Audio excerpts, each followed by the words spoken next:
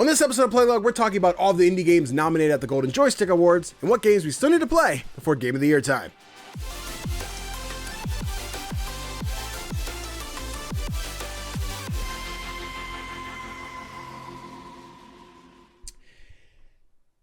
I froze there. My brain didn't work. I went to do the intro and just nothing came out.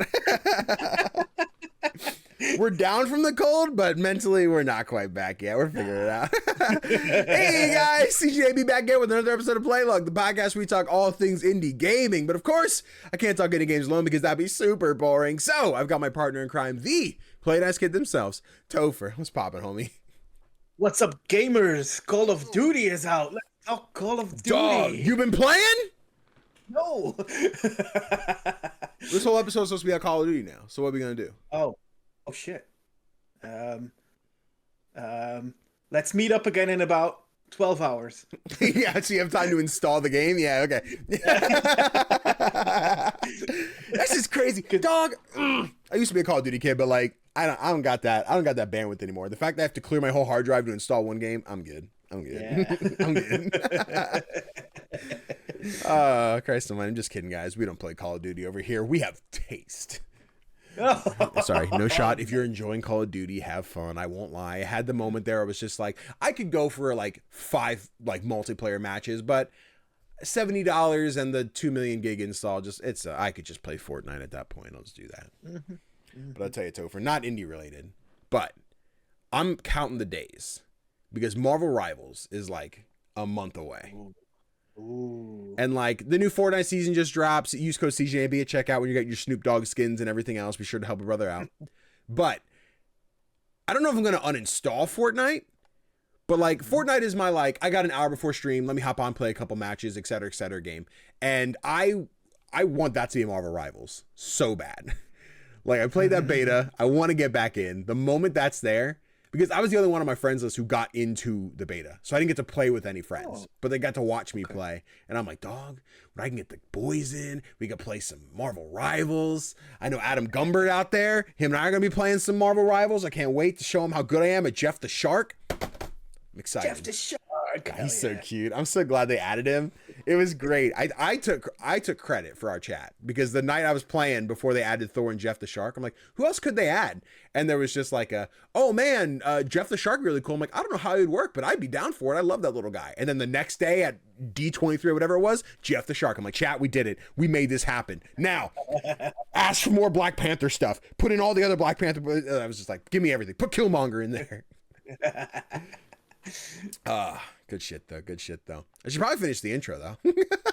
Yeah, that's a good idea. All right, guys, real quick reminder, this Saturday, November 9th, myself along with 3 buddies will be hosting our 24-hour extra live stream. The stream will feature the 4 of us playing games, doing challenges, and even smashing eggs over our heads all throughout the night as we raise money for the Penn State Health Children's Hospital in Hershey, Pennsylvania. If you can contribute, we'd be more than grateful to have you come out and support the cause. And if you can't contribute financially, no worries. Just hang out with us, keep us motivated, and share the word on social media would be more than helpful and would really, really, really contribute to getting some money in there for the kids. Thank you. Appreciate it. So be sure to tune in November 9th through November 10th at 12 p.m. Eastern Standard Time for our 24-hour extra live stream. I'm getting everything ready. It's in a couple days. By the time you're seeing this on YouTube, it should be in like 2 days. So be there this weekend. Dingus. Exciting. Exactly. Yeah, so I'm ready. We sat here last night. We had to figure out like some of the setup stuff because last year we had like the stream PC up front and the game PC in the back, which just made cables too weird. So we're like, oh, hold on, let's do this. We did a whole MS Paint draw the setup to be like, all right, this needs to go here. This is the HDMI. This is the USB. So we gotta get that all figured out. But I think we're good. Okay. But also another real quick reminder, as part of our podcast, we'll be doing our monthly book club where we go back and replay some indie classics or finally get around to some modern indies that we just haven't played yet. For the month of November, we'll be reviewing Sable. Embark on a unique and unforgettable journey and guide Sable through her gliding, a rite of passage that'll take her across the vast deserts and mesmerizing landscapes, capped by the remains of spaceships and ancient wonders. So if you want to get involved in the episode, play the game this month on Steam, PlayStation, or Xbox. I checked. Is that on Switch? I don't know if Sable's on Switch. I tried to find it, but it didn't look like it was. Because I saw a Reddit post for games like Sable on Switch because I think someone couldn't find it. And maybe I don't know. But But then you can head over to our write-in form and describe us your thoughts on Sable for the November 26th episode of the podcast. You can join us live on twitch.tv/CGDannyB or catch the episode a few days later on youtube.com/CGDannyB. So yeah, Sable, Topher's game. It'll be great.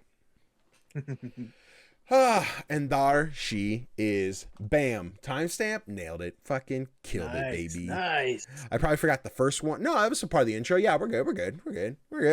Timestamp. Now, to break the ice, remember you can write into the show and ask us your questions about gaming, content creation, and life, etc. Just like Super 96 did. Super asked, since it's near the end of October as of writing this, sorry, a couple days late, forgive me, Super. What do you think makes an indie game, what do you think makes a horror game, indie or otherwise, a mascot horror game? Topher, I'd love to hear your thoughts on the mascot horror game. I want to hear the nuance of this conversation. Okay, so first off, I have no experience with mascot horror games. None of them? But no, none of them. Like, I do not play jump scare games. I get you. I just can't. So in my limited experience, I would say it's a horror game with mascots and jump scares. There you have it. That's it. That's the period. Point blank and the period. That's all.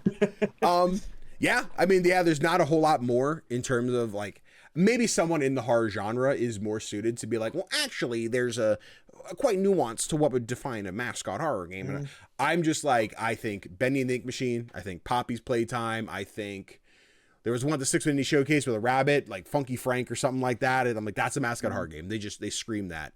I think it's just any of those horror games that maybe kind of skew in this like childlike wonder with like the Chuck E. Cheese. I think FNAF would even fall under that. Like you have that that quite literally a mascot character that's like, this is it. This is who you're running from. This is your beef.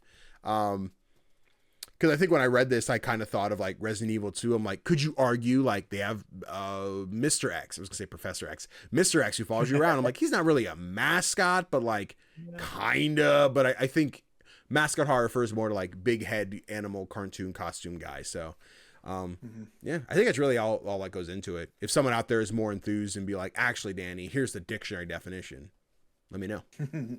Can you just imagine though if they switched out Mr. X for Sonic the Hedgehog?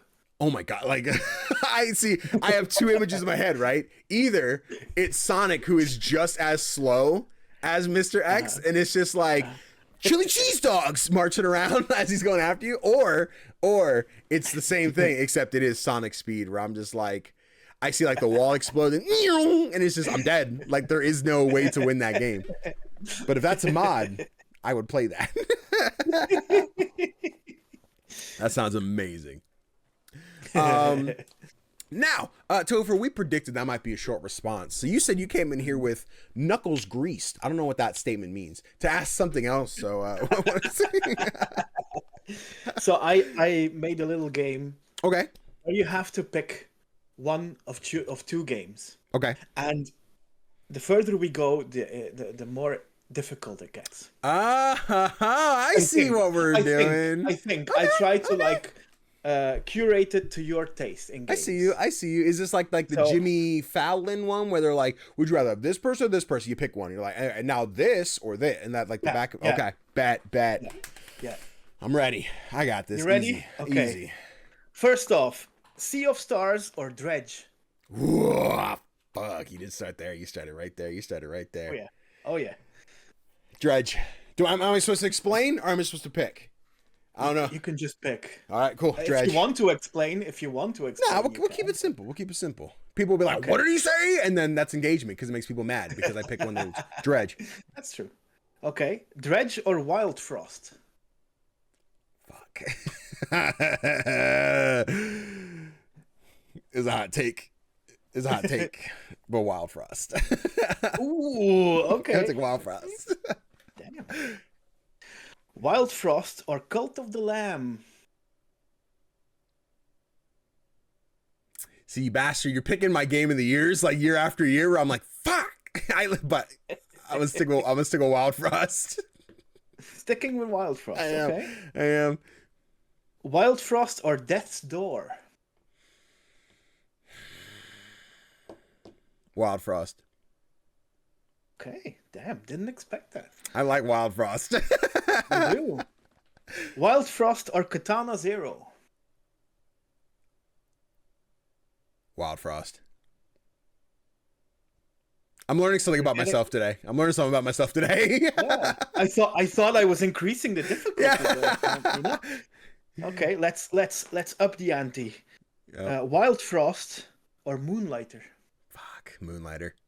Yep, Moonlighter. Yep. Okay. Moonlighter or Shovel Knight Treasure Trove?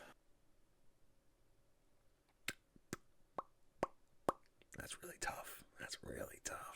really tough. I'm gonna drink my Sprite cranberry to think about it. You have a think. Yeah. This is where it gets difficult. We're almost at the end. If that's any maybe it might make it better. It's the thing of like, I know the list. I know where Shovel Knight falls, and I know that the answer is Shovel Knight. It doesn't make it hurt any less. So, but yeah, Shovel Knight. Shovel Knight. Shovel Knight Treasure Trove or Cuphead? There it is. Yeah. You know, I fought myself in this for a long time, and I just realized we grow. We become stronger people, and we learn things about ourselves. And though Shovel Knight will always have that place in my heart, I play a fuck ton of Cuphead. So Cuphead.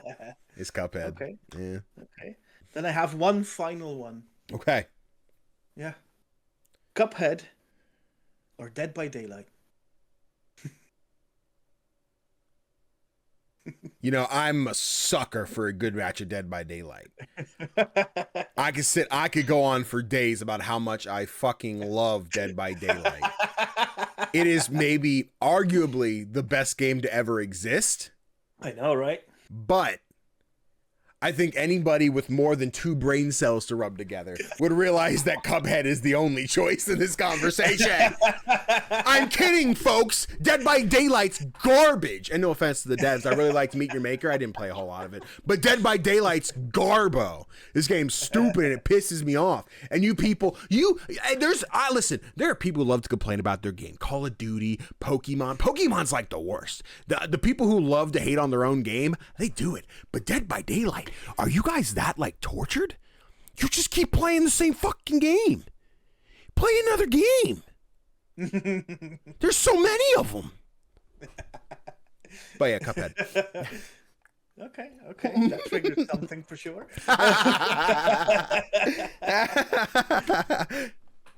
Oh, damn. Cuphead is the winner. Let's go. Hell yeah. That was good. That was a good one. I'll see if I can trim that one down to a TikTok. I made that longer than it probably needed to be, but we're here for it. Damn. Oh, shit. That was fun. I like that. I'll have to make one for you at some point, although I got to think a lot more, because I'm like, shit, Topher got different taste. Yeah. I would like to like one day have an episode where we go over like our 10 favorite games of all time. Hell yeah. And see if there's like any games that feature on both lists. Honestly, it might be. I don't know that there would be. I think we both love indies, but I think we both love different indies. And I think like maybe like one game, not even one I could tell you like, oh, I think we'd both pick this. Like not even one comes to mind. Yeah, but like exactly. I could see in a list of 10 that it's just 19 different games and then one. No, that math wouldn't add up. 18 different games and then one would. Yeah. No, listen, I'm down for it. I'm ready for that episode. Okay. All right. Oh boy. Well, let's throw in that timestamp here, because now that the fun game's over, we got to talk about the quick indie news. We got one little article here. We had 2, but you know what? The first one, no, we're gonna wait for some more information on it. So right now, let's talk about how the 2024 Joystick Awards has the indie games showing up, baby. They came in to play. So if I go on over here, because I got to go to the top of the article because I didn't put on. This one is Matt Gardner over at Forbes. There's an intro article. Basically, the Joystick Awards are coming out, and a bunch of indie games were nominated for a bunch of different awards. I'm just going to scroll on down through here. Topher, if you feel like interjecting on anything, don't hesitate to interrupt me. But starting from the top of the 2024 Golden Joystick nominees in full, we have Best Storytelling featuring 1000X Resist, as well as... Win. Sorry. No, listen, that's what I told you to do. 1000X Resist, Lorelei and the Laser Eyes, and Tactical Breach Wizards. If you're watching the video version, you can see everything else that's on here. Topher, your face is hidden. I didn't know. Oh, no. Nope. I put the article in your face. Instant improvement. And where did he go? I lost Topher. I lost the recording place. There it is. I fixed it. I'll zoom a little bit. As I was saying, if you're watching the video version, you can see the list. So if you want to see the AAAs also nominated or the articles on Forbes website, you can do that. But I'm just focused on the indies. That's what this podcast is for, people. All three of those ones I haven't played, but I think you played two of them, 1000X Resist and Tactical Breach Wizards. Yes.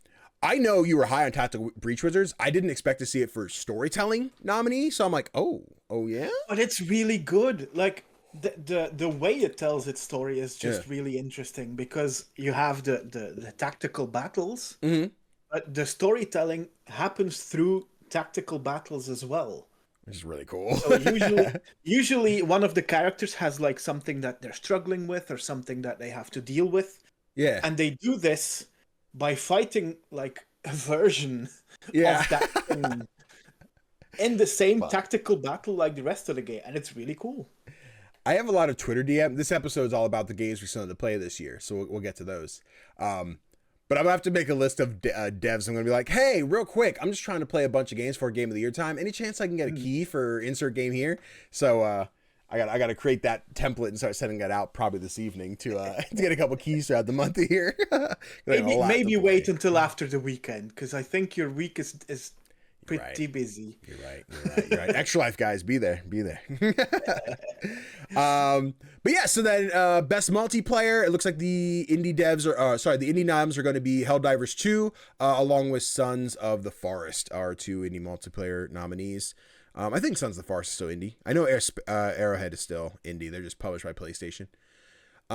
Best visual design, we got Black Myth Wukong, we got Harold Halibut, Asterix, Senua's Saga, Hellblade 2. Again, like the thing of like indie reputation, but they're owned by Xbox now. But we still go out. I still have to play that game. I didn't play Hellblade 2 yet. Best indie game category. I wonder if there's any indies in here.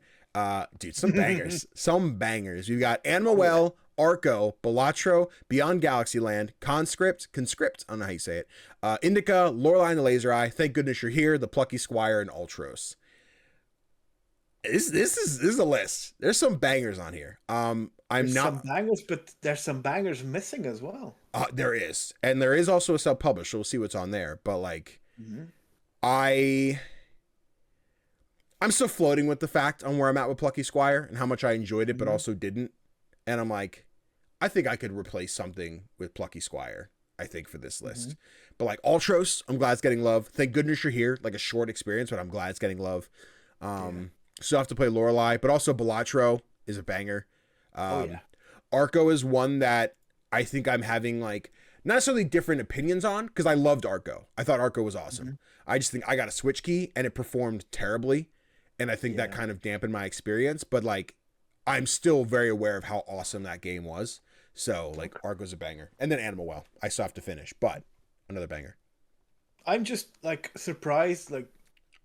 I understand why the Plucky Squire is in there, but then I don't understand why, for example, Neva isn't. Right.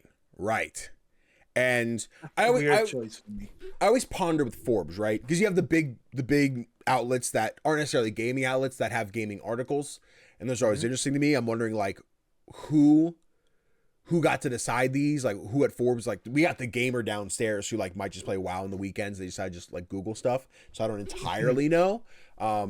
That's no shade one with it. I'm just saying, I don't know, but yeah, there's some like I would expect to be on here. The Golden Joystick Awards are organized by Games Radar. Okay. So it is a gaming website. Oh yeah, you know what? I was blaming Forbes for something that wasn't there. It's my apologies, Forbes. I didn't mean that. I'm sorry. No worries. That's on me, dog. That's on me. But there is also Best Indie Game Self-Published, which has a whole different list of games, including Arctic Eggs, Another Crab's Treasure, Crow Country, Duck Detective, The Secret Salami, I Am Your Beast, Little Kitty Big City, Riven, Tactical Breach Wizards, Tiny Glade, and UFO 50. Another list of bangers that I'm glad this is a thing that they have self-published and, you know, I guess non-self-published, whatever you want to call it. 'Cause I think this gives a chance for more indies to get the spotlight, and it's like these lists cannot cross over because there's distinction. It's one or the other. So I'm like, ooh, that's awesome. That's like 20 games that get a spotlight. And this list I think might even be stronger than the other in some regards. Like Another Crab's Treasure. Crow Country's really cool. For someone who doesn't like horror games, like Crow Country was kick-ass. I love Duck Detective. I Am Your Beast. I haven't played yet, but everyone loved that. Little Kitty, again, Tactical Breach Wizards is on here. I think the only one I can't really speak to is UFO 50 because I don't quite understand the love on that one. I see everyone like geeking out about it. I'm like, cool. I'm glad people love it. I don't. It reminds me of those like plug and play like AV things you'd get in like the car with like the one joystick and the button. I'm like, I don't quite get the love here. Maybe it's a nostalgia thing and I just don't see it, but I think so. I think it's nostalgia for a time before you were born. Oh, man, listen, I'm not that young, okay? I'm turning 20 this weekend. That is not correct. Let's see. Still playing award. I don't think any. I mean, Minecraft. We want to put Minecraft in there. I don't know if Naraka's indie. I don't know if Naraka Blade Point's an indie one, but just in case it is, everything else big AAA garbage. Yeah. Still playing mobile. There's a lot in here I couldn't tell you if they were indie or not. I don't think so.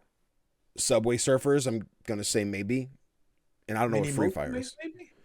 That sounds right. I think that's indie. Yeah, Mini Motorways. Yeah, that's my vote. Mini Motorways. Check.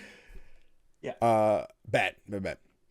As you're looking at that, let me see. So Studio of the Year, we have 11-Bit Studios along with Arrowhead Game Studios, both nominated for this year. 2 banger studios. Then some AAA guys. Now, I'll say this out loud. Team Asobi, Astrobot. I'm rooting for you. If my indies don't win. But best game expansion, all AAA. We don't care about you. Best audio design, we've got Balatro, Robobeat, again, Senua's Saga, and Still Wakes the Deep, which not forgetting this game came out, but I'm like, yo, give it his flowers. Go Still Wakes the Deep. Good horror game. Best soundtrack, we got a Highland Song, Haunty, that's it. Others are AAA, we don't like you. Best lead performer, all AAA, unless Asgard's Wrath is indie. I don't know entirely. But let me check. Alvida. I'm from Sonia Martin Green, killing it. Unless you're AAA, then I don't like you. I didn't mean that. Why is it not showing up on Steam? Is this a console exclusive? It might be a meta one. I don't know if that has like Steam or anything. I know it's a VR game, but I don't know much more. Meta Quest, and then the developer is Sanzaru Games. Sanzaru. I don't know if they're indie. Sounds indie, honestly. It's a studio at Meta. Apparently. I'd probably say no then. I say no then. Nope. So how about we get some indie voice actors in there, everybody? Just like the supporting role position, where we have the Furies from Senua's Saga. We've got Herbert from Matt Berry over at Thank Goodness You're Here. And then we have, I think it's Nev McIntosh for Suze in Still Wakes the Deep. So another a bunch of nominees there. PC. There's no one from Hades too in there. True. That's crazy. Ben Starr's in there, people. What are we doing? Yeah. I wonder if excuse me, I got that booger thing coming on. That was disgusting. I wonder if it has anything to do with like the early access thing. But even then, like that's a weird take. I know we're kind of talking like, does early access count for game of the year, blah, blah, blah. But even nomination for like voice acting is a very different category. Early access be changing the game. PC game of the year, a bunch of indies showing up. We got Animal Well, Balatro, Frostpunk 2, Satisfactory, Tactical Breach Wizards, and UFO 50. Again, I gotta figure out what's with UFO 50. I feel like I'm missing something here and I don't get it. Console game of the year includes Helldivers 2, and not an indie, but I'm gonna give a shout out to Prince of Persia: The Lost Crown because it gives that indie Metroidvania vibe. And even though Ubisoft shut down the studio for a game that got amazing reviews, Ubisoft, what are we fucking doing, man? Ubisoft, you're lucky. Because I'm just hanging on for Far Cry. That's all you got me for. If you drop Far Cry 7 and say this is the last Far Cry we're making, I'm out. Just know that. That being said, I still need to play Prince of Persia. But because you got rid of Prince of Persia now, thin line. Best early access games, we got Enshrouded, Deep Rock Galactic Survivors, Hades 2, Manor Lords, Lethal Company, and Power World. I did not know Lethal Company was still early access. Yeah, it is. No shit. Son of a bitch. The more you know. Best gaming hardware is not really anything. Best game trailer was an interesting category. We got Caravan Sandwich, we got Helldivers 2, we got Kingmakers, and we got The Plucky Squire. Most wanted game, so most anticipated game. I don't know how many of these are all indie, so I might be skipping around here. I think Adam Falls on Xbox One. We got Claire Obscure's Expedition 33. We have, I think Deadlock's indie. We have, nope. AAA. Hollow Knight Silksong. Kingdom Come Deliverance 2, I think is indie. Light No Fire, I think that's the Hello Games one, right? Yeah. Yep. And then Slay the Spire 2, along with like 14 other AAA games. But yeah, those are the nominees for the Joystick Awards. I don't think I've watched the Joystick Awards in quite a few years. I think I just always miss them and then catch the winners after the fact on Twitter. But cool. I like indie showing up for this shit. Yeah, there's and like I especially like the variety of indies that are featured. Yeah, dude, they're killing it.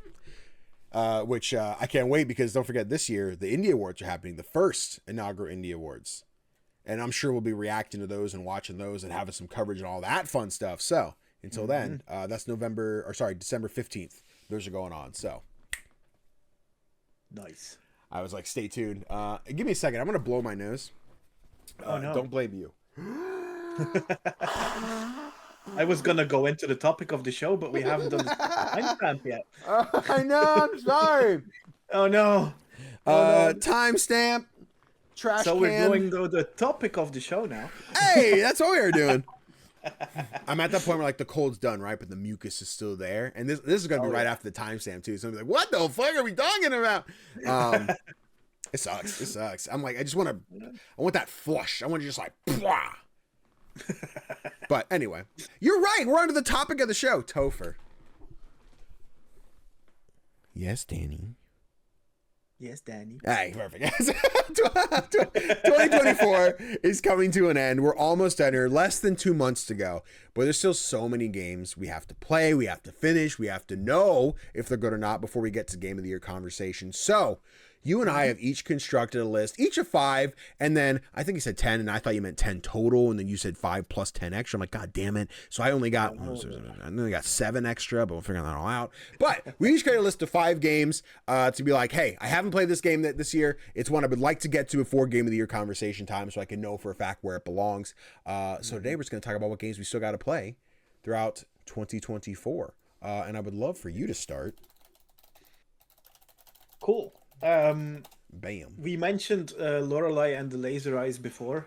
Yeah. Because they are nominated for quite a lot of categories there. And yeah, I'm really curious. It's a haunting puzzle game by Simogo, who are the devs behind one of my favorite games of all time, Sayonara Wild Hearts. Yep. And as you'd expect from these devs, the presentation is just immaculate. These highly stylized visuals are easily among the most impressive across gaming this year, I think. Yeah, no, I agree. I love the black and white, the monochromatic tones, but then like all the highlights of red. Like that was a big thing I loved about In Stars in Time last year. And I'm like, this is really cool. I like this a lot. So basically you play as a woman who has been invited to work on something in an old hotel in Central Europe. And this something involves solving a lot of intriguing puzzles as you try to find out the hotel's secrets in a non-linear way. That is all I know about it, because I've basically avoided reading anything about it. Like reviews, articles. I didn't want this game to be spoiled for me, so I the only thing I know is that it, as I said, it's involved in a lot of Game of the Year conversations. despite sadly only getting just over 1,000 Steam reviews. So that's a bit. If you play the game, we got to drop those Steam reviews. That's the resolution for 2025. I do a lot of written reviews and put notes down, and then they just go on the podcast or go on like a TikTok. Yeah. So I'm like, I need to just start taking like just copy paste, blop, throw it on Steam. Like there's an extra review, take it. Like I need to get in that habit. Yeah. Same. And the reason that I haven't played this game, despite my hype for it, is that I'm slightly scared that I'm going to be so bad at it that I can't finish it. Like I usually puzzle games are really not for me because I'm not smart enough for puzzle games. Like I don't get the logic behind the puzzles mostly, and I'm just scared that this is gonna happen here. I get you. I've been there, done that. I think a safe thing, right? I'm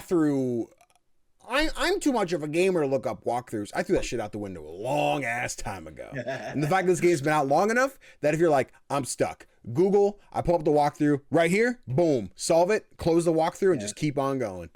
Or just keep the walkthrough tabbed up and be like, oh, I got stuck again. Got it. Move on. I'm like, I'm too grown and I ain't got no ego on it anymore. Show me how to do the puzzle I can't figure out. I might do that just because I really want to experience this one before making my top 10 this year. Yeah, for sure. It's another one I know I need to check out too. I'm afraid it might end up being one that's just like, I'll play it next year, be like, damn, if I played it last year, might have been a different list, but we'll see. I'm looking like what we have for November through December and what that winter's going to kind of look like. I hate to say like a lot of games in November coming out, I might have to just be like, well, we'll see if I get to you. But it's not a lot of days left. Nope. And still some bangers coming out. So many bangers. Yeah. But I think friend of the show, Jacob McCourt, had played Lorelei and Laser. I think I recall him talking about it on Crossplay Conversations. I don't quite remember details. Jacob, if it wasn't you, take the credit, damn it. But yeah, I think he was pretty high on it. I think he really liked it. So yeah, I think it's another one that would definitely fall into a Topher list, I'm sure. And now I'm out of Sprite Cranberry. Tell me about one of your games. Oh, I can do that. So Bow Path of the Teal Lotus. Ooh. A game that I talked about so much. It was on my most anticipated list. I was so excited to play it. I got the key for it.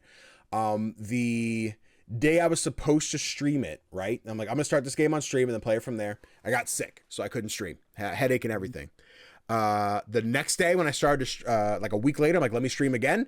My computer I couldn't handle it. It couldn't, not that it couldn't run the game, but like stream would crash over and over again. I'd go live for like 5 minutes, crash. I was like, I think I'm cursed. I don't think I'm allowed to stream Bow Path of the Teal Lotus. Cause when I go to stream it, something goes wrong.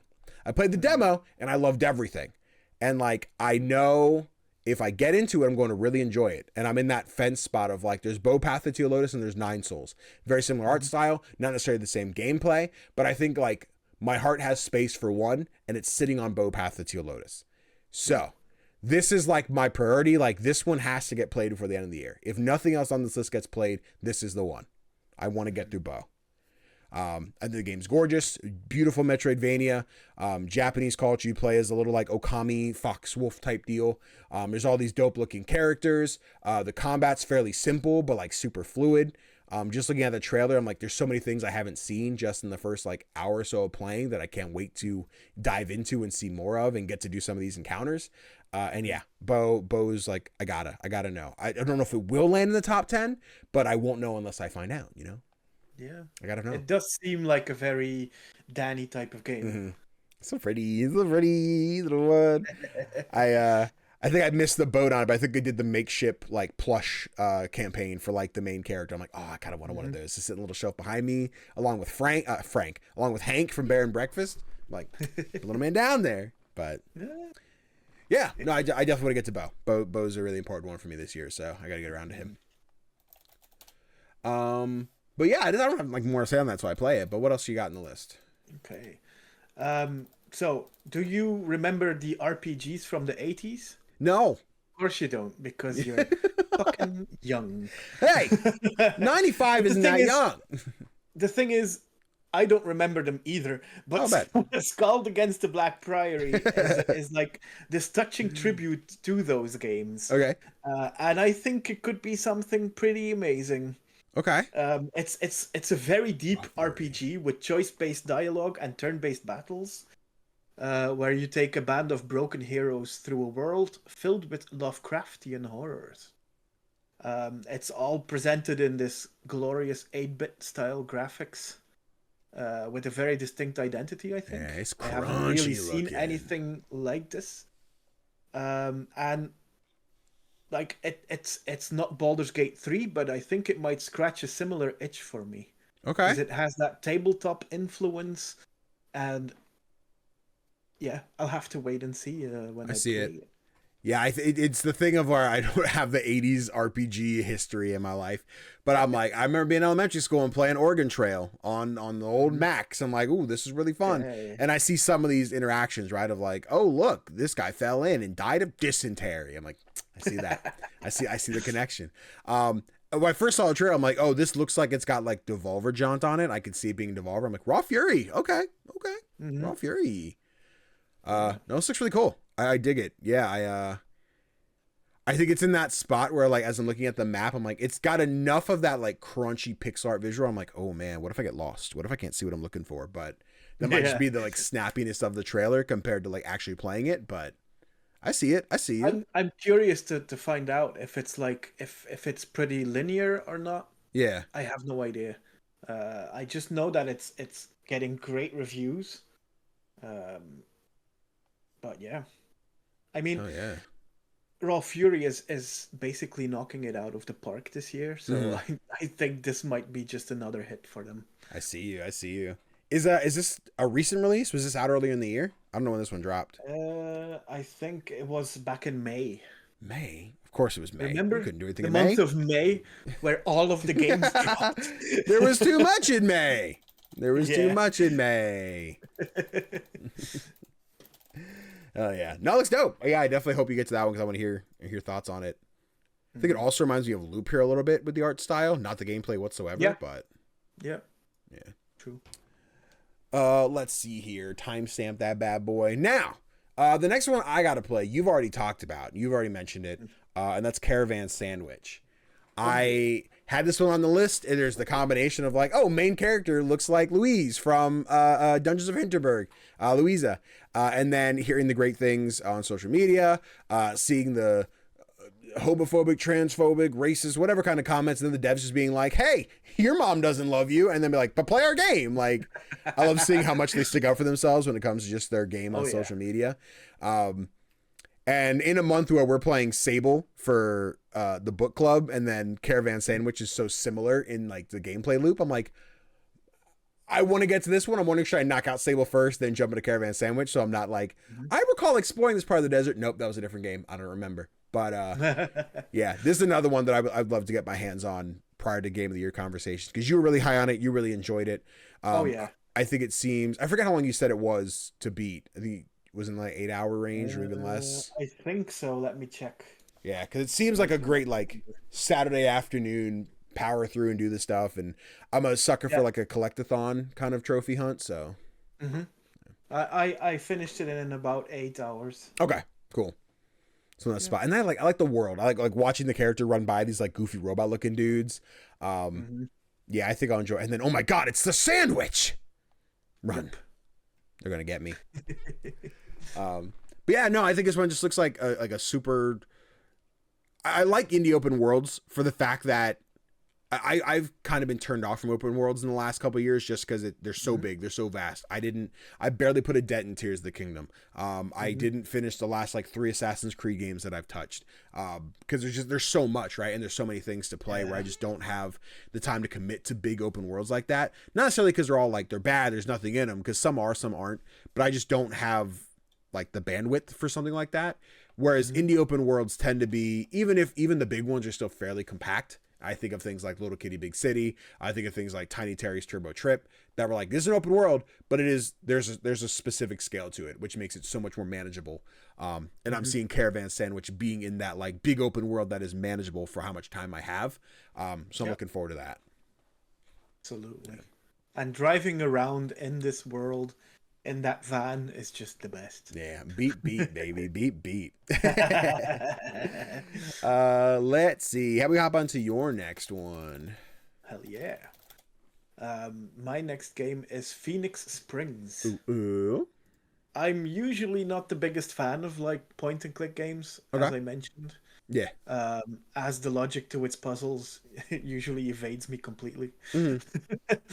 But Pheonix Springs has drawn me in with like these gorgeous visuals and the intriguing setting. It's this kind of detective noir story where you play as a reporter called Iris Dormer. And you set out to find your brother, but you find yourself ending up in the titular Pheonix Springs, a town home to an enigmatic community.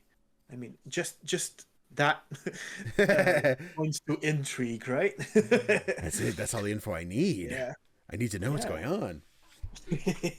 I do feel like this one might not be quite for you, because I'm getting kind of Kentucky Route Zero vibes from this one. Yes and no. I think I'm in the spot of like, this does look interesting to me, and I think I would want to play through it at some point.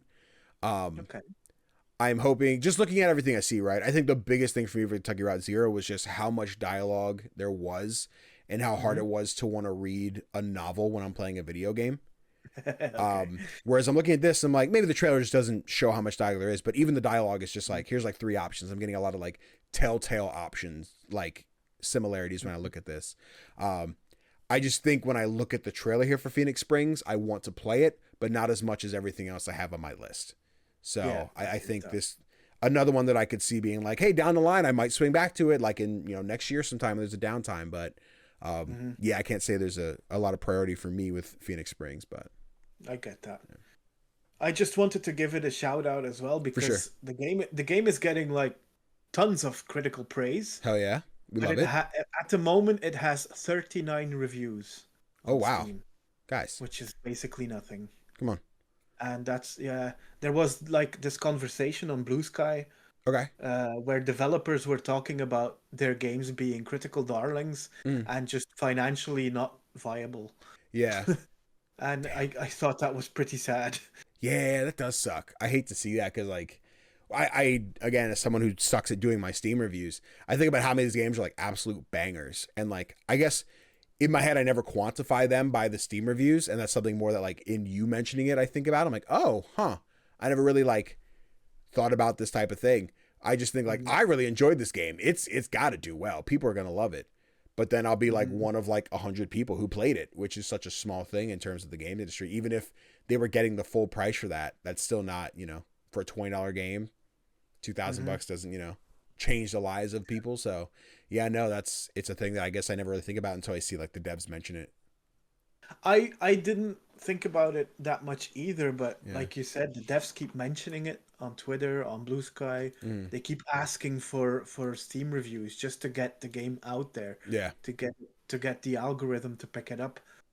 And to then see games like it. The other day I made a list on Instagram.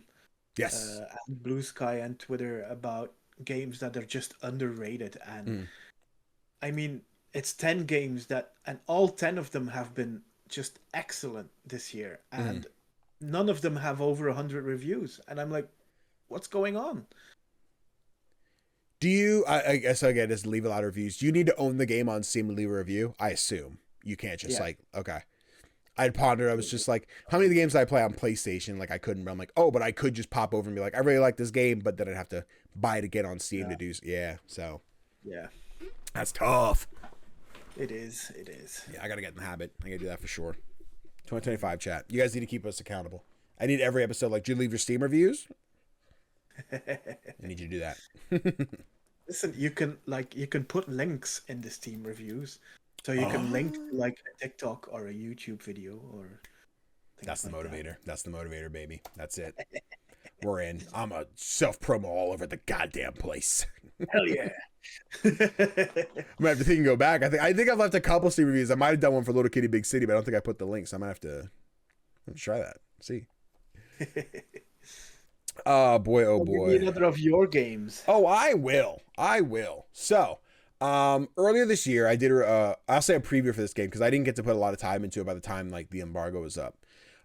But I started playing Pacific Drive, which I was super infatuated with leading up to it and like the concept of it. So it's like a roguelike where you are surviving inside of your car. And you're driving through like this exclusion zone. There's storms and weird alien type things going on. Like there's a bunch of junk. But you go out, you collect resources, you come back to your garage, you upgrade your vehicle, you're increasing the materials on it, you're making it more durable. And all this looks super, super fun. I enjoyed the construction part of it. But I think off the rip, the game felt more challenging for me than I wanted it to be, where I feel like I didn't have a chance to grow into the challenge. I think I just started with a challenge. And that might just be me not having my head wrapped around what I needed to do at certain points. Like there's a whole mechanic of like you grab like this orb which activates a gate, and then like the giant like Fortnite storm circle starts to close in. You have to run and get through the gate so you can survive type deal. And if you die there, you drop your resources, you go back to the garage, you know, the car will be damaged, you got to fix it, everything. So I wasn't doing super well with all that. And I kind of left on like, I don't think this game's doing what I want it to, as much as I was hoping I would enjoy it. But I remember other people being like, yeah, but see, there was this, and you kind of could do this instead. I'm like, maybe I just need to like give it another shot and start fresh. Or maybe there's been patches and things that changed that I could be like a little more into this time. So I like to put a few more hours into it just to be like, I don't know that it will jump up on my game of the year list. I think I might still be like lukewarm on it and see where we're at. But the game looks dope, and I love the concept still as I sit here and watch this trailer again and think about how excited I was. So I'd like to give it another fair shake and at least try a little more of it and see like how much further I can get. I do understand, like the difficulty curve was like what I bounced off of as well. Yeah. There's a lot of things that you need to keep like in mind at all times, and it's like I like to relax with my games, and this game just doesn't feel relaxing. Yeah. Because I guess like I also love to relax my games, but I don't know if I necessarily always have to. Like I think this could be one. It's one that I could see a world where if I was streaming it, chat could be like super excited. They're like, "Oh my god, Danny's gonna die! Run, Danny, run! Ah, they got him! He's stuck in this game." But also, when we streamed the demo, chat did not seem very interested, and I'm wondering if it's just like it's not a game that's necessarily great for streaming because there's so much like you have to watch the meticulous. Like I gotta build the car and I gotta do the thing and I gotta make the hood and I gotta fix the tires and like I don't know if that's entertaining to watch versus like just the adrenaline of like, here's the moment where you had to run. Now you gotta go back to the manual stuff. I think that's still fun to play. I think it's still fun to do, but I don't know if it's entertaining to watch. So I'm kind of in that spot where as much as I would love to see like chat engage with those insane moments, I don't think the overwhelming package or the overall package would like allow for that for entertaining. So I'm not entirely sure, but I definitely would still want to give a little more time to Pacific Drive and hop back into it. Yeah, I'm curious to like find out what your final thoughts on this will be, because it's a game that has piqued my interest, but I just think that the gameplay isn't for me. Yeah. And it's not like I can watch people stream it because it doesn't seem to pop up on like Twitch or anything. Yeah. All that much. Anybody's So, let's see if we can find somebody playing some Pacific Drive today. Let me see. Pacific Drive. Anybody playing it? Anybody playing Pacific Drive? Oh, there's a couple people live right now. Let's see. Really? Okay. Well, see ya. Let's see. Combat Dude. Zara Stocher. Sorry if I butcher you. Old Fap. He's Okay. There's your free Twitch plugs for the day. playing some Pacific Drive. Hell yeah. But yeah, what else we got on the list here for you? I have Closer the Distance. Okay. So last week we talked about Spiritfarer and how it treats the art of letting go and how to love when your loved one is gone. Yeah. And Closer the Distance is another game that deals with these themes in a seemingly beautiful way. Okay. It's made by Osmotic Studios. I have no idea if I'm pronouncing that correctly. Yeah, I'm not sure if I know the name. But they are the makers of the excellent Orwell games. Okay. But this is something rather different from them. Yeah. You play Angela, a young girl from the town of Yesterby, and you're facing the aftermath of a fatal car accident happening in the town. You have the ability to influence the townspeople during their grieving process, making every playthrough completely unique. because like every choice you make is gonna have consequences. Yeah. These consequences can vary wildly. It sounds to me like this might have found some inspiration in Life is Strange True Colors. Oh, With your ability okay. to influence people, and it's dealing with the consequences of loss. Yeah. Mostly, I'm hoping that the game is as insightful into its topic as Spiritfarer was. Bad. Because Bad. if it deals with like the psychology and the feelings of dealing with loss as well as Spiritfarer does, then this is gonna be this is gonna rate highly in my end of year list. Okay. Yeah, this is one I don't think I've heard of. I don't think I've seen this one. I don't think it's come a conversation, and you got me for a minute when you're like Life is Strange True Colors. I'm like, ooh, there's that. But now I sit here and look at this one. I'm like, this one's giving me Kentucky Route Zero. This one's giving me that. I'm like, ooh, oh no, I don't know for Danny. Okay. This seems like one if I would watch like a Markiplier or a Jacksepticeye play. I'm like, oh man, it's really cool to see someone else tell me the story. I don't know. I might not be able to sink my teeth into it just looking at it, but I do like parts of the vibe. Like I think the character designs are cool, but I think I look at some like the dialogue wheels. I'm like, that's a big ass paragraph. I don't know. Oh no, reading. I can't read. But no, I like what you're saying about it. I think it sounds really cool, especially like making the comparisons of like some of the same themes as Spiritfarer.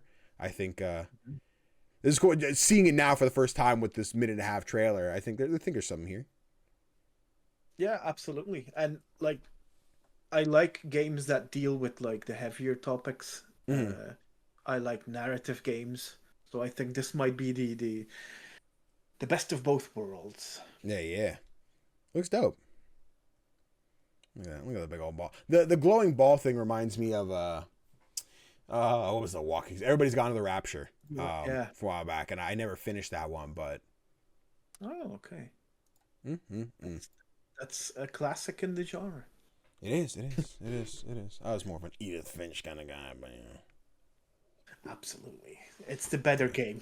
yeah, a little bit. Yeah. Let me see. Let me throw this timestamp. Now, let me tell you. Yeah. I realize I fucked up. I don't know why I put Crypt Custodian on there. I finished and loved that. I don't know why I put that on the list. I'm not sure why that's on there. I think I might have been typing something else, and then my brain just said put Crypt Custodian. But Crypt Custodian's really good. Good game. Would recommend. So I have to pull something else from my honorable mentions, and I know I'm putting it. Okay, let's do this one. I don't know what happened there. I'm not sure why I did that, but another one I would love to play. It'll be a time sink for sure. And if I could get in the whole thing, it'd be awesome, because I know they recently announced DLC. But Tavern Talk is one I basically played through the first act. For anyone familiar with games like Coffee Talk or Coffee Talk 2 or perhaps Coffee Talk Tokyo, or it's Coffee Talk but D&D. What I enjoyed a little bit more about this one than Coffee Talk, they very similar, like same blueprint and everything. You talk to the people, the customer's like, I really need this. You turn around, you make the drink that they need. As opposed to like Coffee Talk, where it's more pouring the ingredients in to make the recipe that they want. This is more of, I'm going on an adventure. I got to fight a bunch of wolves, so I need some strength today. So you want to make them a strength potion. Or like, I got to sneak through and you want to make them like a stealth potion, or that's not an actual stat, but something like that. So it is very similar to Coffee Talk in the way you're still making someone the drink that they want, but you're creating these conversations, and based on the stories they tell, you create jobs, you put those jobs on the bulletin board, and people are like, is that a job to hunt some werewolves? I'll take that, but I'm gonna need a drink to go with it, and all those different things. I know we talked about it. There's a crossover with Beautiful Glitch and the Monster Prom characters, which I think is just a little more of just like an in-between epilogue type chapter thing, but it's just like, oh my god, I love Monster Prom, I can't wait to play it. So I'm very excited for Tavern Talk. This might be one I need to just like sit back on the Steam Deck and just like house away at while laying in bed or something. But yeah, I was super gashed for this game, and I think it was just one that at the time when it dropped, I had so many other things on the plate that I just didn't get around to it. But definitely one I want to consider. The base game has about 12 hours of gameplay. It's a good chunk. It's a hefty chunk. It's a hefty chunk, but it's doable. Yeah. The cool thing is there's story DLC coming soon as well. Right. And I remember I got the press email. I forget all the details about it, but yeah, I do remember they were like, story DLC, I think was it announced for next year or was it like coming soon? I forget. I don't know how soon that is. It says coming soon. Okay. So hopefully that's like 2 years from now. Oh, no, wait. November 12th. You know what? Honestly, maybe. We'll see. That's the day after Extra Life. We'll see. We'll dream. We'll see. I'm just saying, like, this game is currently in my top 10 for games of the year. And that's why I think I think one I was looking forward to and how much I was excited to play each of the demos that came out. When the team sent me a key for it, I was like, I want to, I'm super excited for this. And then, like I said, got away from me. So I want to put the time into this to know whether it's in my top 10. Because that's probably what happened. I was building all the games that came out this year, and that's probably why I slapped Crypt Custodian there as opposed to games I need to play. And I think that's where I fucked that up. But I looked at Tavern Talk. I'm like, I need to get to that one. I need to play Tavern Talk before the end of the year. That's an important one for me. You do? Yeah, I do. But fingers crossed. Fingers crossed we can get to that one soon. So. Yeah. Boy. I'm going to try. I'm going to do my bestest. Now you got another one on here that is also not on my list, but like it is on my list spiritually. So tell me about this. Tell me about Until Then. Until Then, like I'm always interested in playing games that offer a perspective I'm not familiar with. So when I noticed Until Then was getting these fantastic reviews on Steam, I had to check it out. It's a Filipino coming-of-age story set in the modern day, with you playing as a boy named Mark navigating high school and with life being influenced by social media. Yeah. But a fateful meeting changes everything as people start disappearing and memories aren't as reliable as you'd like. Who are you? Which is intriguing. Like, memories aren't reliable. You've got me hooked already. I love when my memories don't work. They're great. But yeah, the game promises to provide a slice of life sim with an engaging narrative, and I'm here for it. I love the visuals. The game's presentation reminded me kind of A Space for the Unbound. Yep. Yeah, and I'm just curious to find out how the game balances its high school setting with the mysterious plot. Yeah, 100%. When we did Space for the Unbound earlier this year for Tales for the Backlog with Dave Jackson, great episode. Me and Dave talking Space for the Unbound. The entire time I was playing that, this was around the space of like this game releasing.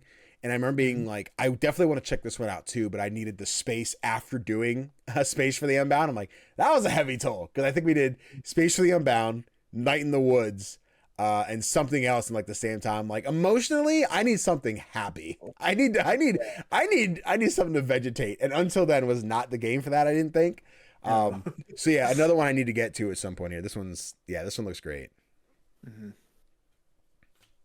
Yeah, that's basically all I have to say about it. Fair enough. Again, it's one that I haven't read too much about because I don't want to be spoiled for the story. Yeah. But yeah, really looking forward to getting some time with that. Yeah, I think the thing with this one is in that spot of like the same way I love to watch any other like high school narrative thing. And it's always weird, right? Because you got to like choose your words carefully when you're a grown ass adult making these comments. I just like the high school sweetheart love thing and like, oh my God, they're so happy with each other. But I see that I'm like, that looks like it's going to either lead with like, or end with like a happy relationship with these two kids that in reality would never work out. That's just too many red flags. Or they just realize like, hey, this is not going to work. We're too young for this. I'm like, oh my God, you kids are so emotionally mature. Congratulations. I wish I had that, but like, you never know. And then all of a sudden it'll be like a Space for the Unbound where I'm like, yep, didn't expect all that. That got crazy, huh? Okay. But let me see here. I think I timestamped, but just in case I didn't. So last game on like our 10 list, right? I already mentioned it earlier when I was talking about Bowpath and Teal Lotus, but just in case we have the time, Nine Souls is still on the list of ones I want to check out. This one drops on consoles in I think at the end of the month, I think it's like November 26th or something in that ballpark. But it is a 2D side-scrolling Sekiro-like. It focuses a lot on like parrying and then using that parry to deflect against your enemies. Super challenging from what I've played. I really enjoyed the demo like 3 years ago when I got to play it. And I've picked it up on Steam. I've probably put about 4 hours into it, but I hit that point where I put it down for so long that when I went to pick it back up, my timing was off. I'm like, what button do I press to do this thing again? I couldn't figure out how to enter a new room because I didn't know how to activate the door because you had to do a certain like mini game. I'm like, I don't know how to play. I don't know what to do. My options were to start over or just like don't. And then they announced it for console. I'm like, I might just have to do that. Like, I think if I have it on PlayStation, I might commit more. That being said, if it's at the end of November, will I be able to power through it by like December? Like, I'm locking in my top 10 list time, but we'll have to see. But like, people love Nine Souls. As much love went into this game and like people anticipating it for years. Like, this is one I want to play. I want to like knock it out. I'm just afraid it won't be by Game of the Year time. And I'll be like, no, oh my goodness, I played it in 2026 and it was really, really good. And I can't believe I waited so long to talk about this game. Yeah. This is one of those games that I would love to play this, but yeah, I feel like it's above my skill level. Honestly, probably above mine especially too. with the boss battles. Like, I'm not good at like these boss rushes. I get you. Yeah. I say practice on Cuphead. I am terrible at Cuphead, so I don't think this one is for me, but it looks stunning. Yeah. And yeah, it deserves all the love, I think. Yeah. I don't think it has one, but I another one of those arguments where I just think every game should have the easy mode, whether it's like meant to be the storytelling element or not. I think it's a big reason why like the actual Dark Souls games never attached to me. Another Crab's Treasure had an easy mode, but I didn't need it. I powered through and I only used it. I think the only time I used it to kill bosses when I was going through like a second run to get some trophies and stuff where I'm like, I don't need this guy. Bang, move. But yeah, just experiencing a challenging game at my own pace, allowing me to like, I'm not good at this, but I can still feel the story that everyone else is excited for, as opposed to like, like a Dark Souls where it's just like, oh, you're not good? Sorry, bud. You're just not going to get to play. You're not allowed to be in this circle, which I'm like, okay, I like that seclusion. That's really good. So, and I can hear him, get good, scrub. Just playing the game like a real man. Eat my ass. No one likes you. Take a bath. But yeah, those are our like top 10 still need to plays for the end of the year, games we need to look for. Please let us know which games you're looking forward to. However, we still have a big old handful here. Do you just want to like run through your still need to play for conversation stuff and yeah, we'll move on? I'll just run through them, like just give a short description. For sure. Yeah. So first up, I've got Hades 2, which is it's the best roguelike of all time, getting a sequel. Yeah, that's already this polished while still in early access, so that's a no-brainer, really. Next up, I've got Windblown, which is the new game by Dead Cells developer Motion Twin. It's their own isometric roguelike with all new systems of their own. So this is probably gonna be like. Could it be Hades beater? I don't know, but could get close. Maybe in some hearts. I don't know if it'll be mine. But Wimbledon's fun. Wimbledon's really good. Then we've got Neva, which we mentioned before. Probably the most gorgeous game to release this year, coming from the people behind Gris. I have Arco, which you played already.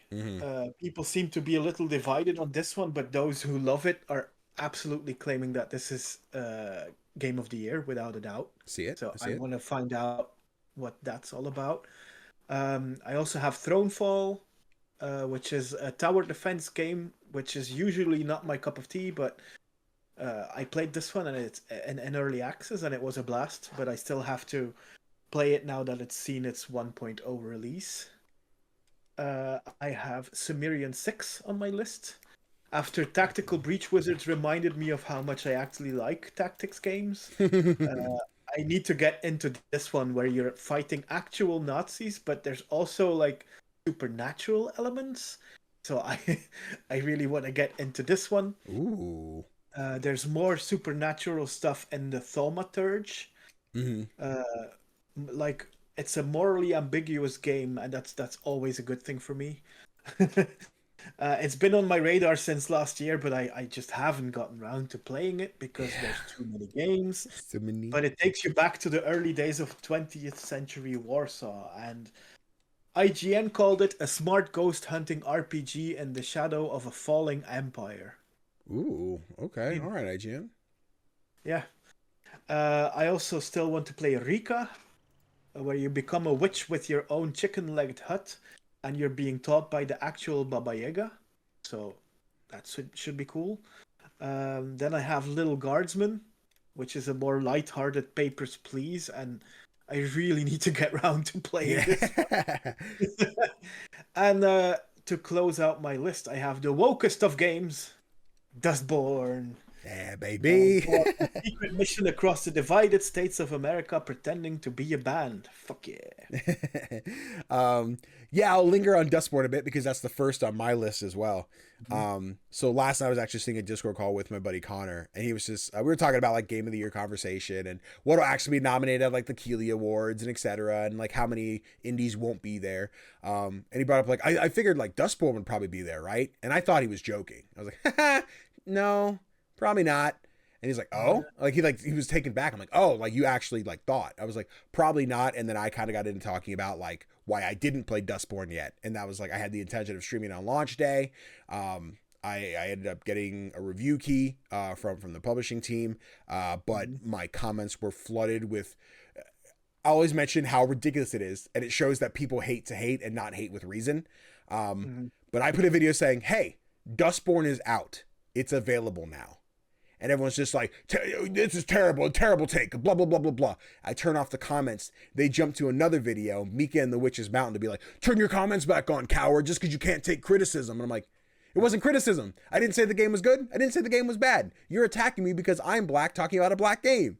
And like, it was the thing, like, I didn't stream Dustborn that week because like, in a weird way, like I was like, I feared for my life with just the hate that was on the internet, which like, that was me as someone not connected to this game, just wanting to play it, imagining what it felt like for the team who made this game.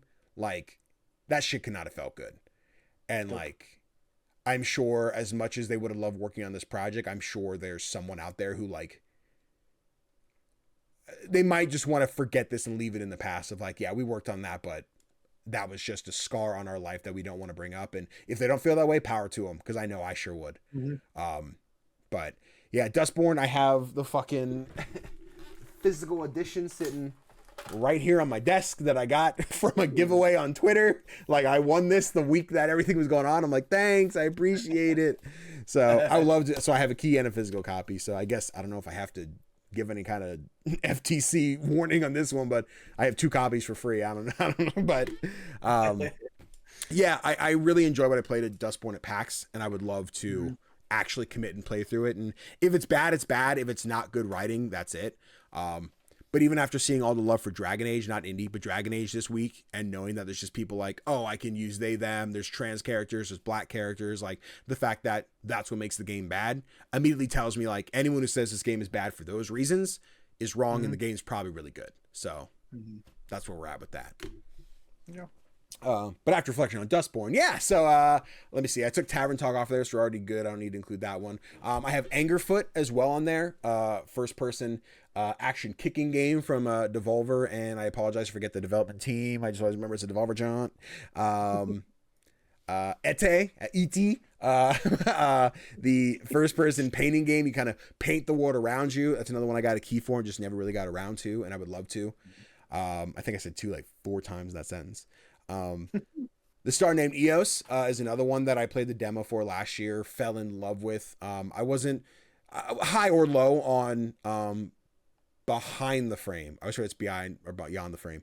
But like what I played of the Star Named Eos was like super charming. It's this first person puzzle game where you're playing as a kid who wants to become a photographer after like, it's like following the steps of your mother, and you're like recreating some of the photos she takes from her photo album, and it's just really fun. I didn't get around to it when it dropped, so like another one on my list. Key Locker, like a RPG that's kind of based around, I guess, music. I am a Serenity Forge creator, so I got a key for that one. But another, just like, there's a lot of shit going on. So it's installed on my PlayStation, but I haven't played it yet. So definitely one I want to get to. And then Worlds of Aria, another one that I got a key for, that I played about an hour. And I see a lot of things that I love about Baldur's Gate in it, with the tabletop RPG, you're rolling dice, but it's like on a different scale of it, where it's like you're not rolling to get higher, you're rolling to get lower, and the lower is like the better scores. But then each character has like, oh, I have this card, and I can play the baker or whatever, and you can play a pastry, and that pastry like changes your roll. So it's like, oh, this pastry is minus 40, which could be really good because you'll get as close to a nat 1, which in this world is a good thing. And I'm like, oh, cool. I like the way this is built. I didn't even finish like the first quest. I just know I went in, I told the soldier, he's like, give me the staff. I'm like, all right, you can have this staff. And it was a cursed staff, and he died because I gave him the wrong staff. And then I went into town and I signed some contract that I don't know what it was. I just signed it because I wanted to. So I don't know what's going to happen to my character, but I'll probably start a new run anyway. But Worlds of Aria is really cool. So that's definitely one I want to put more time into. Yeah, it's a really cool game. I played a couple of hours of that one. It's everything that you said is true. The only critique I really had was that the low dice rolls feel like a bit too difficult. Okay. Like, for example, in D&D, you have your D20, and everything higher than 10 is a success. Yeah. But in Worlds of Aria, you have like these scores for all of your abilities. But at the start of the game, they're like 15, 25. And you have to get rolls below that while you're rolling with the D100. Yeah. Well, it's like, statistically, it's much not harder. In my favor. Yeah. Yeah. But it's still a really fun game. And the star named Eos it's pretty short. Okay. But it's really touching. That's a cry game. Yeah. I'm like, maybe wrong place, wrong time, and I'm a bitch a little bit. There's a platform where I get review keys from. And when I say I get review keys from, I mean, I basically never get review keys from them. But this platform is constantly pinging me like, hey, we saw it's on your wish list. Request a key. I request a key, and then I get denied. There's not really an explainer. I always assume it's a numbers thing. We're like, oh, analytically, it doesn't make sense for us to give you a key. Totally understand. But then they are constantly shoving fucking, what's the fucking first person horror game there? Outlast Trials. They're constantly shoving that one in my email. They're constantly shoving Texas Chainsaw Massacre in my email. I'm like, I don't fucking care. I don't want either of these. And I'm tempted to request a key just to see if I get one. But like the fact they're always like, hey, request this game that you like, and then I get denied. I'm like, oh, what's the fucking point? No, I'm not even interested. Like, but and maybe that comes from a place of like prestige. Like not prestige. I get keys now like more than I probably should at any point. I'm like, yeah, I appreciate it, thank you. So when someone's like, here's a key, oh, thank you, psych, you can't have it. I'm like, what the fuck? What the hell? Yeah. I get a little pissy about it, but they were shoving the star named Eos in my face because they knew I wanted it, and then when I asked for it, I didn't get it. So I was a little like, I'm mad at you. I'm angry. I can understand people like, this guy already forgot. We have to buy our own games. I'm sorry. That's not what I meant. Just let me be pissy for a second, okay? Let me have my first world problems.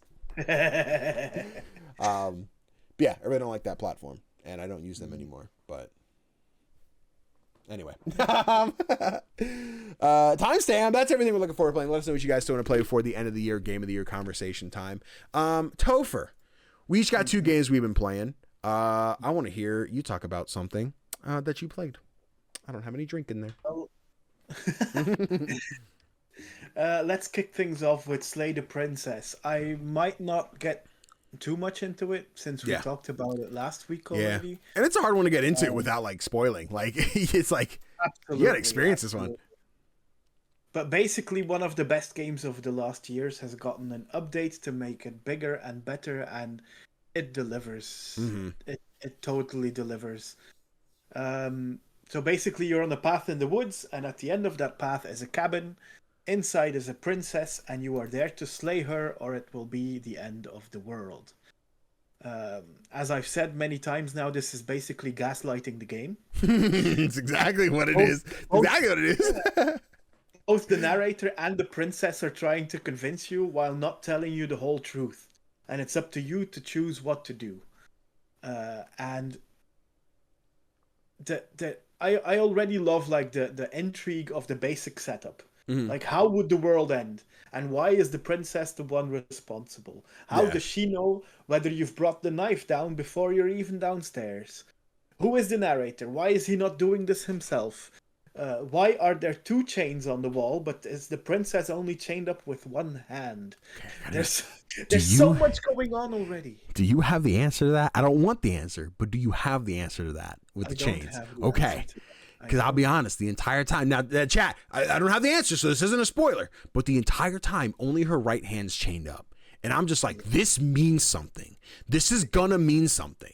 Like, eventually I'm going to come in and it's going to be both hands or just the left hand. I'm like, this is it. This is the crux of the story. I know something's happening. And I didn't get that. And I don't know if I will get that. But I'm just like, what's it mean? What does it mean? But, yeah.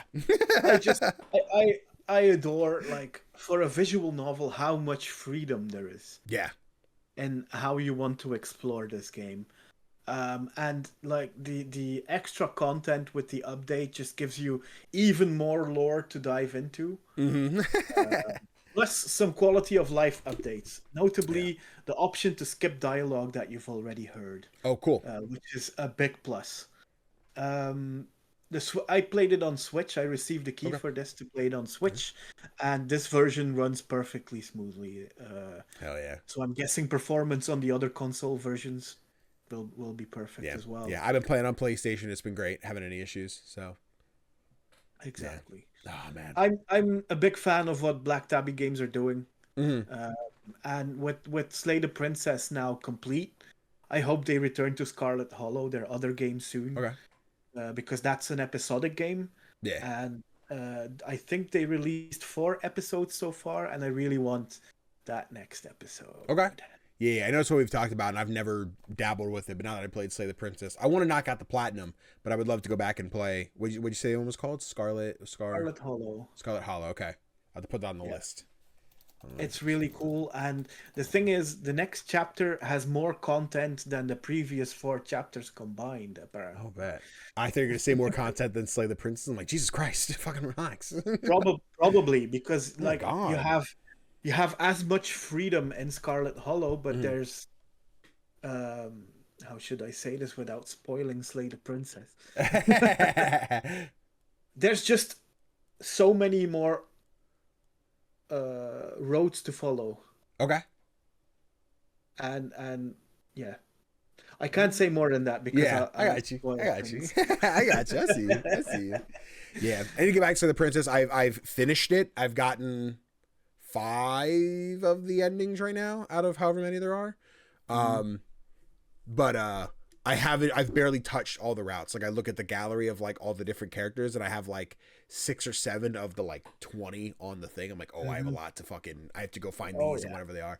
I've seen some of the art. I'm like, I know I didn't see that one. I need to figure out what that thing is. Like, them on they're all over Blue Sky, dog. Black Tabby's just out there. I don't think I've opened Blue Sky without seeing like 4 posts from Black Tabby. I'm like, okay, all right, they're in it. Tell me about Karate Survivors. I will tell you about Karate Survivors, because Topher, this game is pretty sick. This game is pretty cool. Yeah, so I got this key from Vicarious PR, friend over at the Mike from 61 Indie. Now, I will say, I was supposed to do the live stream for the Steam page for this one, but unfortunately I was sick when Mike hit me up. So in recovery, I'm trying to get better, so I can let me stream for an hour to do it.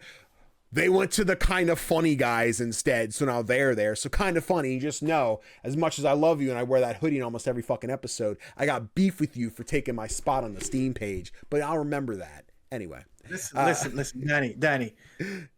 Kind of Funny is second choice to you. Honestly, you said out loud, damn, that's kind of crazy. Oh, shit.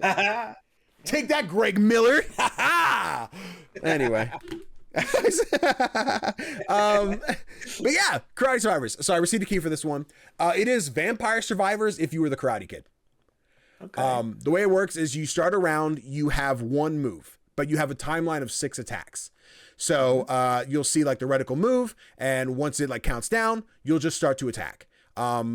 if you start with the 1, it's just like 1 swing, and then it's like this big pause because you don't have the other 5 attacks.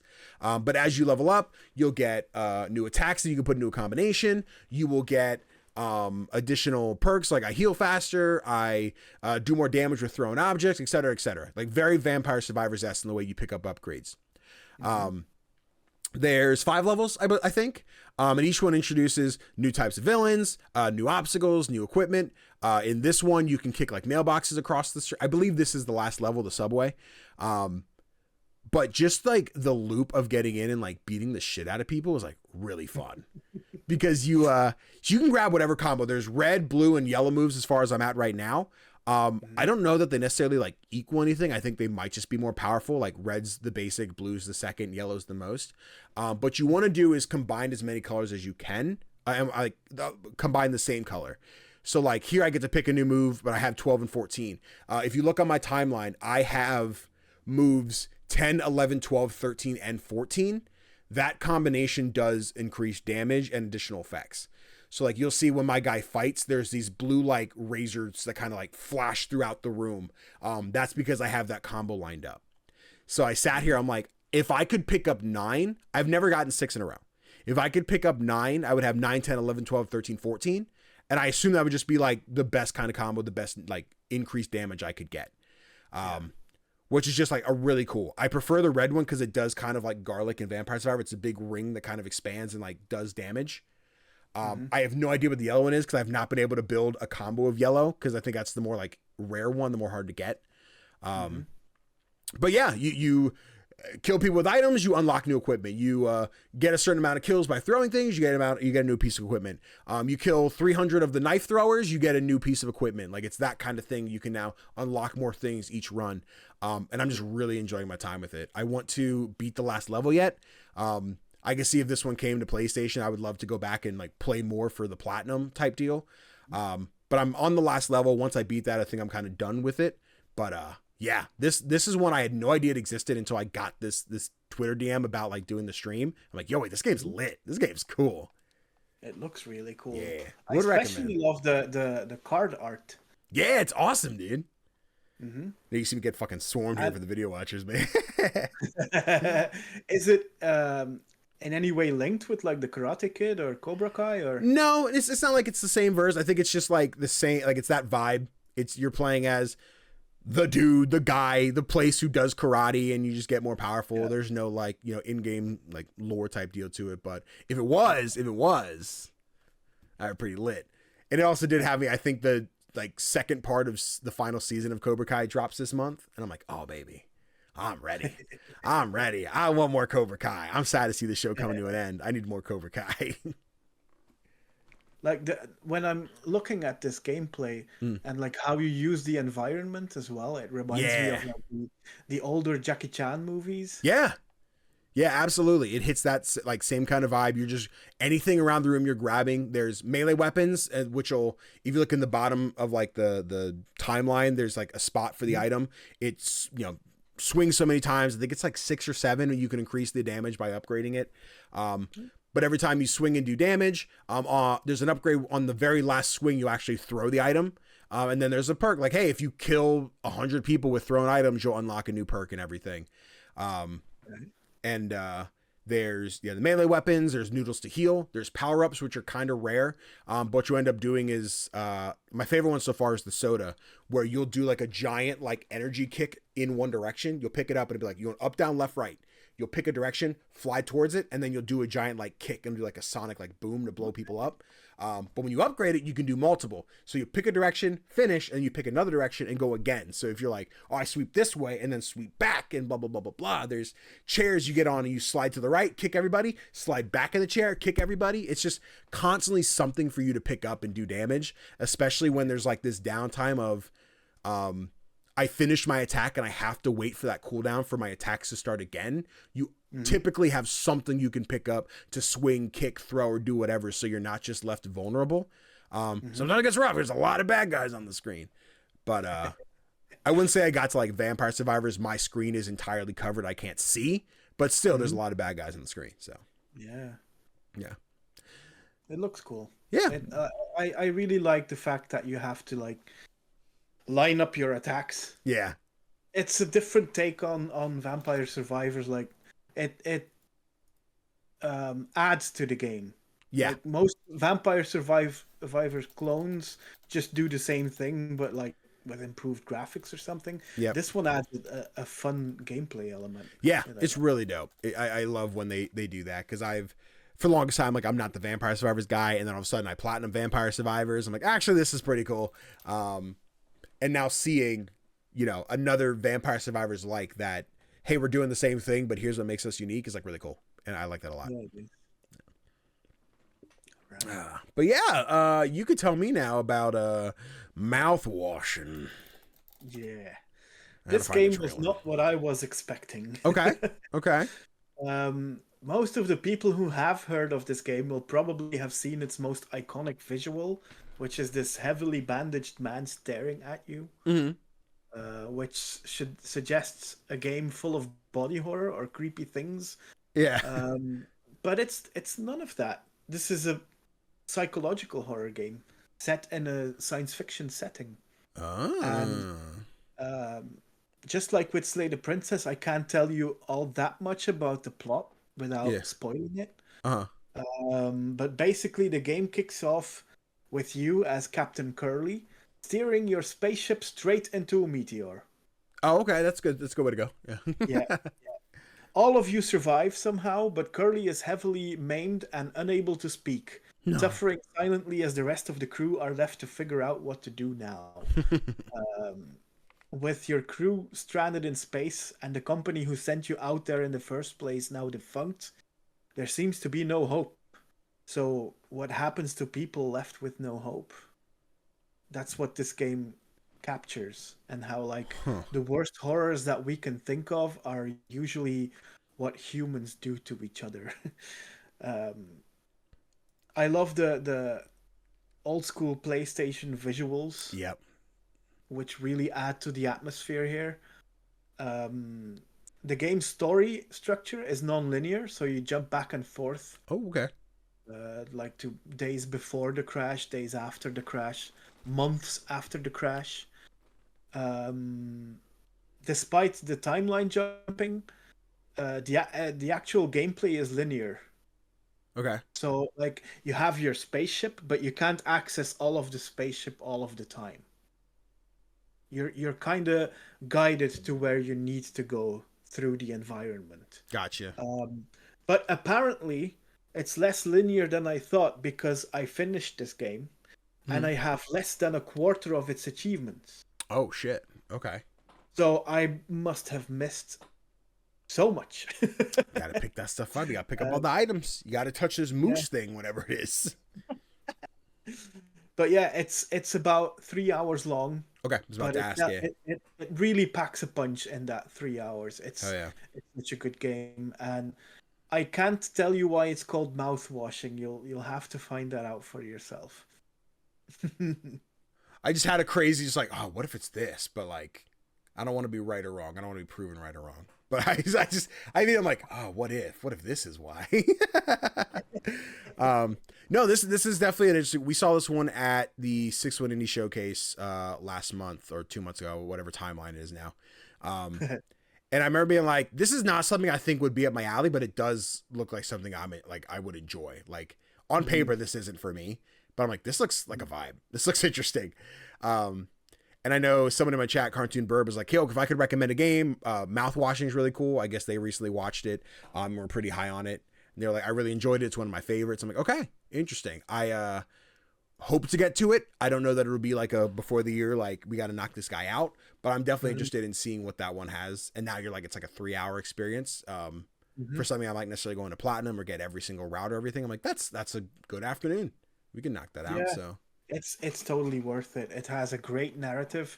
The highlight for me is the characters, because they're so well written. Okay. They feel like actual people, and you feel like you're there with them in this hopeless situation, wondering what to do and finding ways to deal with what's going on. Yeah. And the devs nailed that feeling. It reminded me of the movie Sunshine. I don't know if you know that one. No, I'm not familiar.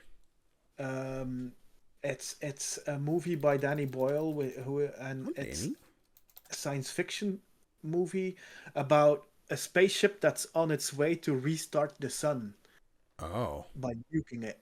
But the whole movie is like this meditation on people. The second half of the movie turns into a horror movie, which is a bit of a shame. This one with Cillian Murphy? I think I'm looking at the right one. Yeah. Okay. That's the one. Cillian? I think it's Cillian. Cillian, yeah. Yeah. And it gave me that kind of vibe. Okay. And I really like that movie, so. Hell yeah. Yeah, no, this looks great. I'm very interested in Mouthwashing, and I look back to this, I'm like, yeah, do I have time? We'll see. We'll see if I get to it. We'll see if I get to it. Another game that you've played. I do have another game that I've played. Topher, we talked about this game when it dropped, and I was just like, Topher, you heard of Clickolding and know what that is? And we had a conversation about all that. So this it's called Clickolding. And basically, you are playing as this person. You are hired to pleasure this man by clicking like a counter. Mm-hmm. He wants you to hit 10,000 clicks. And he's just like, go. Start clicking. And the entire time he is fidgeting and moving. And he's reaching behind the chair to grab things. He's like, you want this money? 10,000 clicks, right? Or he'll pull out a gun and be like, oh, we're doing a thing. And like, this is about a 30. I'm going to put this on loop. It is on loop. Yeah. It's about a 30 to 45 minute experience, depending how fast you click. It's the type of thing you could just hold and it'll go like a simple pace, or you just like, I can't even make the clicks as fast as I need to, but like you can click as fast as you want if you know your arms are strong enough, etc. But you can't just let it sit because he'll be like, stop, you're going too fast. And like, it'll stop, like your presses won't count. So you have to actually slow down, or he'll be like, hey, you're doing really good. Go faster for me. And like, it's pretty weird. I sat in Discord call with my buddy Chris RV2 chat. You guys know the guy. And I was being such a creep playing this game. And I'm just like, you come here, Christopher, keep clicking for me. And I was just like, she's like, Danny, stop. I'm like, no, I've got the gun. If you stop clicking, I'm going to shoot something. But like, that's what this guy does. He's like, don't look at me. Look at the corner. And you just turn and look at the corner. He's like, oh, yes. Keep clicking in that corner. Look at the painting of the tiger. And he just wants you to not just do everything he says as you're clicking to 10,000. I sat here wondering what's going to happen. How is this game going to end? And I hit the point where like you get the climax and there's the dramatic, I won't spoil it. The dramatic scenes start to happen. Like what's he saying to me? What's he telling me to do? And I get to the last like 300 clicks and I'm like, okay, I'm gonna go. And then I got to like the 9999, which is like one click away from resetting. And there's just like I don't want to click it. I don't want to click because I don't know what's going to happen. I don't know what he's going to do. Is this going to happen? Is he going to pull the gun back out? Is he going to shoot him? Is he going to shoot me? Is he going to like, anything could happen. The game ends, the credits roll. And I'm like, okay, that was an experience. I played Clickolding. I don't think this is everybody's got to play this game. You got to experience it. As like the indie fan that I am, et cetera, I had to experience it. I wanted to play it and not see someone. That same friend Chris pulled up like the Markiplier video. I'm like, I'm not going to watch this one because I need to play this. I don't want to. Yeah. Okay. So I now want to go watch Markipliers to be like, oh, what is this game? What's going to happen? Like, how did Mark react to everything? But like, I was like, I can't play it. I can't watch it because I have to play it. It was on sale the other day. I think it's like $3. It's not an expensive game. So if you're in for just kind of a goofy, weird experience, like it's there for you. And I don't know. I think this is a mask. I don't think this is his face, but he looks like a weird duck moose kind of thing. I don't know what this is. But this is a wild experience. No game of the year contender. I don't think it's going to come out here winning awards and stuff. I don't think it's going to get nominations, but like there's a cult classic kind of thing going on here. There's people who are going to love this and there might be more to it. I'm not entirely sure, but we'll find out. You stop watching this match on like the conversation going on the developer, who then released "I Am Your Beast" as well. I think. Yes. Yep. Strange Scaffold. Xavier Nelson Jr. I always forget how to pronounce his first name. I think I always fuck it up. Workhorse. Always putting out something. I'm like, could you take a nap? Could you go to sleep for a second? Like. And I get it. We were talking earlier, like sometimes indie games don't get the money. So I guess you got to make 40 indie games to make your money back. I guess, but go to bed. take a sleepy time. We'll play your next game, okay? Yeah. Iron Beast, another one I would like to get to for the end of the year. People love that one. But yeah, same. But yeah, that's Clickolding. It exists. It sure does. Oh boy, but that's what we've been playing. Chat, let us know what indie games you guys have been playing over there. Would appreciate letting them know what we should be keeping our eyes on. So real quick, let's hop into the indies releasing this week. This is November 8th through November 14th. I love it's ST for the first, and it's November 8th. Oh no. It's November 8th to the November 14th. Let's see. We have Two Falls coming in November 8th for PlayStation and PC. We have Everhelm November 11th for PC. Menace from the Deep November 11th for PC. Sea of Stars Dawn of Equinox November 12th for PlayStation, Xbox, Switch, and PC. Rise of the Golden Idol on November 12th for PlayStation, Xbox, Switch, and PC. Beastie Ball November 12th for PC and Early Access. Is This Game Trying to Kill Me on November 13th for PC. Miniatures on November 14th for PC. Petit Island. I don't know if you say the last T. I remember my French like petit pois, little fish, petit pois. Petit Island, November 14th for PlayStation, Xbox, Switch, and PC. And then finally, Sorry We're Closed, November 14th for PC. Yo, there's some bangers this week, dog. There's some bangers right there. Sea of Stars. I'm going to try and put Sea of Stars on hold. I want to play new stuff. I don't want to necessarily jump into 2013 RPG, but it's got 3-player couch co-op this time. So I'm like, damn. Oh, okay. I don't know. And if you got on Steam remote play type deal, you never know. But yeah, then Beastie Ball, Is This Game Trying to Kill Me is probably my most anticipated from this list. I really enjoyed the demo for that for Next Fest. And then Sorry We're Closed, another banger. Like there's a lot in here I want to check out. Yeah, the Rise of the Golden Idol as well. Yep. Although I haven't finished the first game. I didn't start the first game. Is that on Game Pass yet? I think it might be on Game Pass. Okay. Actually. That might be a good book club in the future. I have to see. I want to get to that one. They're good things. I just never touched it. But yeah, good list of gamers. Good list of games coming out here for us gamers. Now to round out the episode, don't forget you can write in the show and tell us about your favorite indie game, just like Zenoza did, who writes in and says, Brawlhalla, because it's so different to other fighters, and Orion, my goat, is cool as fuck. I don't know anything about Orion. I don't know anything about Brawlhalla like that. I think I played like 2 matches of Brawlhalla in my life. Same. Now, we didn't have any rules. 5 hours. Oh my God. Damn, that's probably around what I got. Maybe I have an hour. We'll see. I think I played on PlayStation, so I don't have like a tracker. Okay. Now, I will say we didn't have a lot of people write in for favorite indie lately. I think we have a lot of like the repeats or like the going back to the other ones. However, Zenoza did write in with Brawlhalla, which legally speaking is not an indie game because I think Ubisoft picked up Blue Mammoth Studios back in some years. So technically you've tainted the sanctity of the show with your AAA garbage, but we'll allow it because I appreciate you committing to helping out the show. So I'm glad you like Brawlhalla. Yeah. Yeah, I like the crossovers. There's so many crossovers I never know they exist. Like I think there was a Shovel Knight crossover. I'm like, oh damn, I might have tried it. But yeah, that was the mumble. That was the mumble for Brawlhalla. But anywho's assholes, with that is the end of our episode. Thank you guys so much for watching. Be sure if you liked the episode, leave us that thumbs up. Let us know that you liked it. And subscribe to the channel or leave us that 5-star review on Spotify. It really helps the podcast grow and more people find it. All of our new friends, we appreciate you watching. Hope you enjoy listening to indie stuff. Topher, if the people on the internet wanted to find you, where would they go? They can go to Linktree and then it's just Play Nice Kids in one word. There you go. Link's in the description now. I updated that a while ago. It's in there. So you can just click it. Simple. Pimple. And of course, if you want to stick around for more CGDannyB content, you can find me all over the interwebs at CGDannyB, TikTok, Twitter, Instagram, Blue Sky, Twitch, YouTube. It's all the same. We try to get that same stuff. But also a quick reminder, don't forget Extra Life this weekend, Saturday, 12 p.m. Eastern Standard Time, November 9th. We'll be going live. We're playing all sorts of stuff. I'm still trying to get the WWE figured out. We're supposed to do a Royal Rumble, but somehow Chris's account broke, so we couldn't make the guys. So I might have to make the guys, but I don't have a lot of time. So we'll see. We'll see if it works. I don't have enough time in the day. Someone just make the fucking WWE characters for me. It'd be a lot easier, but I digress. Guys, thank you so much for watching. We'll see you in the next one.